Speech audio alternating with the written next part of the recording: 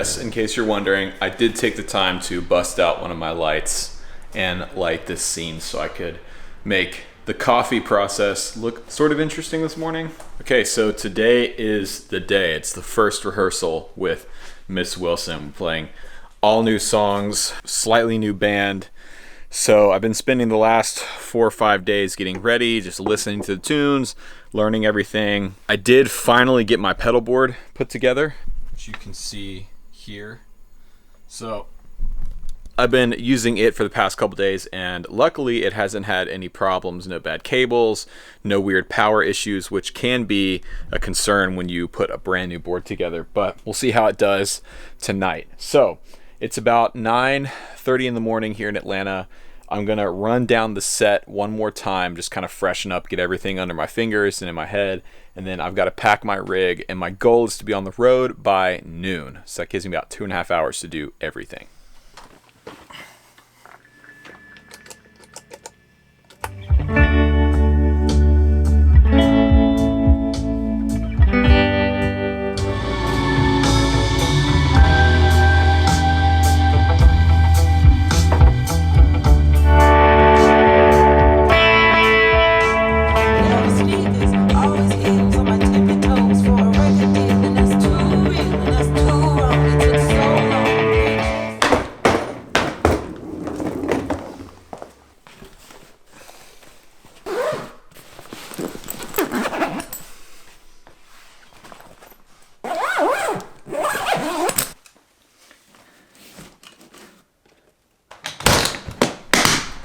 You know, I really love my amp, the Divided by 13. It's an amazing, amazing amp.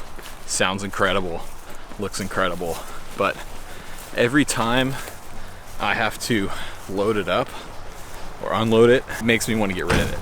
The thing is so unbelievably heavy and bulky. It's just, it almost kills me every single time.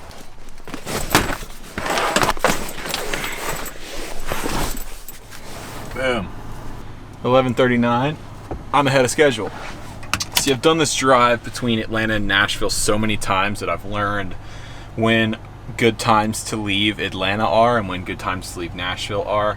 And if you can get out of Atlanta anytime between like 10:30 and 1:30, you're good, because then you'll miss all the rush hour traffic in Chattanooga and all the rush hour traffic in Nashville. But it took me about a dozen trips before I figured that out.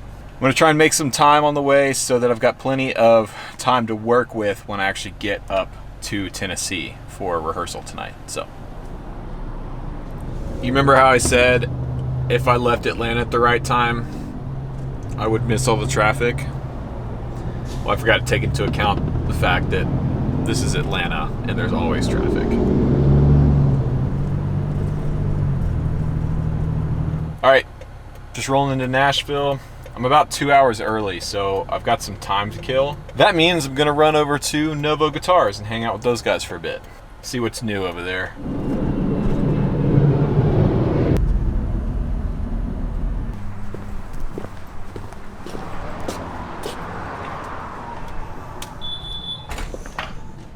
Oh, there's a dog. Well, hello. Whose dog is this? This is Colton's dog. Oh, This is Gracie, shop dog. what's up, dude? What's up, man? How you doing? Good. Kind of take care of her while she's up here. I've never met a dog I didn't immediately love.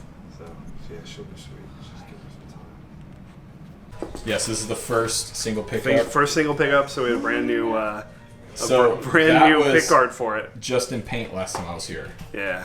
What is this? Hmm? It's a Fano. It's an old school, man. That's from like the mid 2000s. Really? Look how tiny it is. Dude, it is so small. I know. Comparatively, where that's been and where it's coming from, man. Oh my god. And this one, we've been starting to make these a lot. It's the SV, we're calling it. Right. Instead of the Strat pickups, you have a humbucker on the bridge and a Firebird. We all like it way better because most of us are not Strat guys. So, Right. like, we're super into like the trim and the look. It's just, did more of our kind of style. So we're experimenting with what Strat pickups are going to be on the regular S going forward. First one we've done with mini humbuckers instead of Firebirds. Okay. That sounds rad. And what color is this again? Ice blue metallic. Ice blue metallic. Yeah. Sick. And then dog off. Now she's back. There we go. Now, hi, sweetheart. You good? Are we good? Are we good? All right, just wrapped up at Novo. Got Dennis to work on my guitar for me. Dropped the action a little bit. So now I'm headed down to rehearsal. You know, normally when I do these vlogs, I like to try and talk and, you know, share a story or share an idea that I have. But honestly, today I've been kind of quiet, and the reason is I'm a little nervous, to be honest with you. I've played with Jesse for years, and I played with the other guys in the band for a while, but this is new music, and it's outside of my comfort zone a little bit musically. It's not stuff that I've normally played or not sounds that I've normally played, and so I've spent time, I've prepared, but I really want to do a good job, and I've been kind of quietly driving up, listening to the music kind of in my head, sort of trying to mentally prepare, and I've been cool all day, but now I'm just leaving the shop and headed to the rehearsal space. Jesse's texting me right now, and it's like I'm getting the butterflies a little bit, you know? I don't normally ever get stage fright, but I do whenever I have a new responsibility or a new gig or something come up. I definitely do get nervous for that. So anyway, all right, headed to SIR right now. I'm going to load in and we're going to set up to rehearse. I don't know how much of the rehearsal I'm going to be able to actually film just because it is the first one and I want to be respectful of everyone there. And I know Patrick Carney's going to be there and I don't think he wants to be filmed or anything like that. So we'll catch up after rehearsal is done. How about that?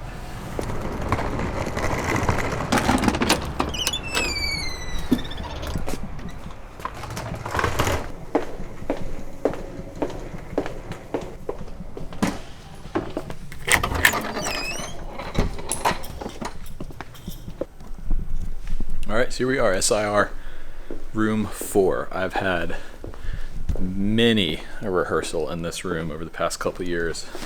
So it's kind of interesting to be starting a new chapter here.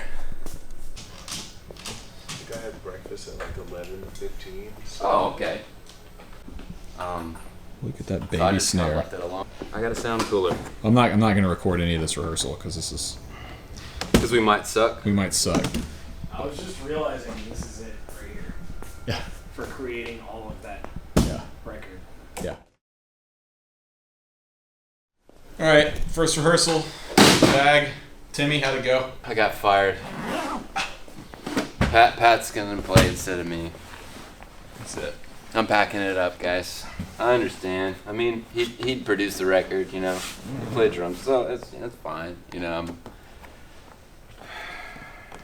gonna go home. No, it was great. It was a really good rehearsal. I was all nervous coming over here. And once we started playing, nerves faded away and things sounded really good, especially for the first run through. So now we have to pack all of our stuff. And we're right in here tomorrow. We gotta pack. We gotta pack it anyway. Because other people gotta use the room. Yeah. Only So- so that we can just come right back in and set it back up exactly where it was tonight. All right, well that was a super long day, but it's done now. I'm headed back to the place I'm staying for the week. That was actually a really great experience. So Patrick Carney, who produced the record, came to the rehearsal. If you don't know him, he's the drummer from the Black Keys, and I got to meet him and work with him back in October. He's just the nicest dude, and it was a really big moment for me because I'm a massive Black Keys fan, and one of the concerts I saw that literally changed my life was the Black Keys back in 2010, 2011. I saw them in Atlanta, and that was the show that basically confirmed the fact that I wanted to be a musician and I wanted to be on stage doing that. And so tonight was kind of a crazy moment because during rehearsal, Pat sat down at Timmy's drum kit a couple of times during the rehearsal to work out some drum parts, and we were all playing through the songs, and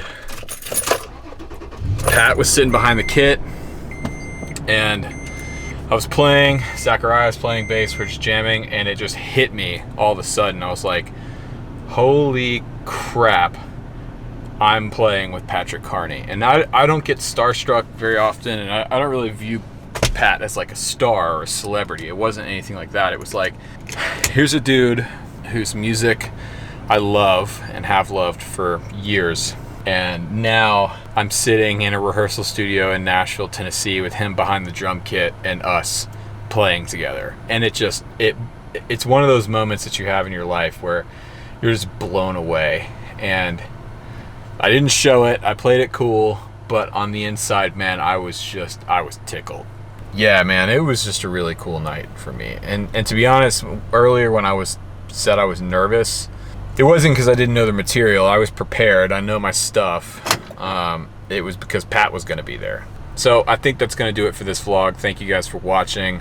I'm really enjoying making these backstage journals. I really like where this whole thing is headed. So if you like what you saw, let me know in the comments down below. Get engaged. Tell me what you liked, what you didn't like. If you haven't done so already, please subscribe and hit the little bell icon next to the subscription button so you can be notified when I'm going live and doing things like that. That's all for now, and tonight I think it rings true more than usual when I say there is no plan B. Because if there was a plan B for me, I wouldn't have gotten to do what I did tonight. So, thanks for watching.